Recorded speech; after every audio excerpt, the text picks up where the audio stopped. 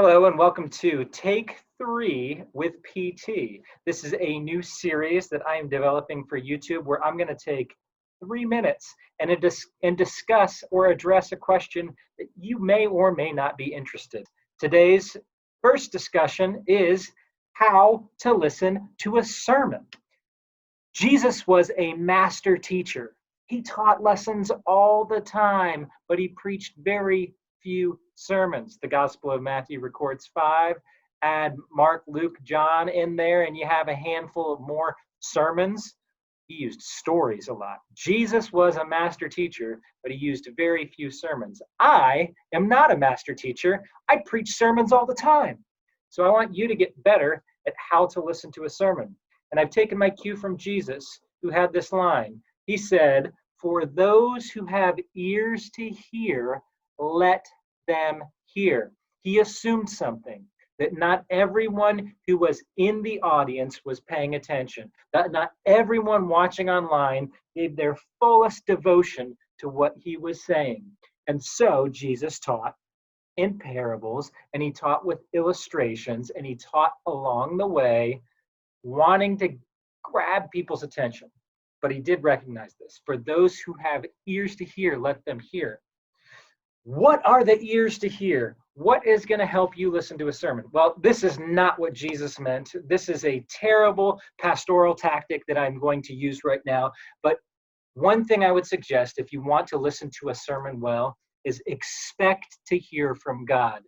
Do you realize that the primary teacher when you come to church on Sunday is not the preacher, is not the worship leader, is not the Sunday school facilitator? It is God through his Holy Spirit teaching you. We need to learn to expect to learn from God, to expect to hear from his Spirit. We need to attend, as in pay attention, as in clear out all of the distractions. Many of the distractions are right here. Sometimes the distractions are in our pocket or on our tablet. We get beeps, we get notifications. We think about what we need to do after church. For 40 minutes, do your best and ask God's Spirit, help me pay attention. If you want ears to hear, also reflect as the message is going on. You might have sermon notes. You might jot things down. You might look at a reference, underline it, and come back and reflect on it later.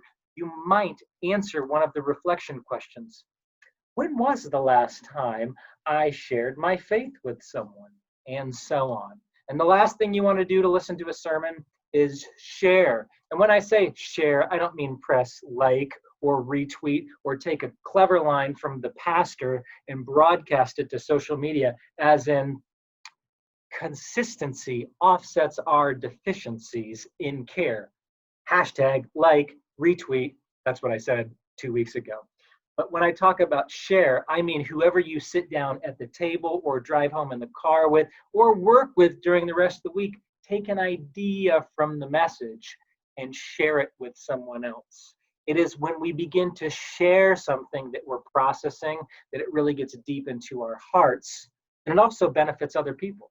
So if you expect, if you attend, if you reflect, if you share, you see what I did here? You have ears. How do I listen to a sermon? Well, for those who have ears to hear, you want to come expecting to hear from God, attending to his Spirit. You want to reflect on what is being taught, and you want to share with someone else. That's how you listen to a sermon.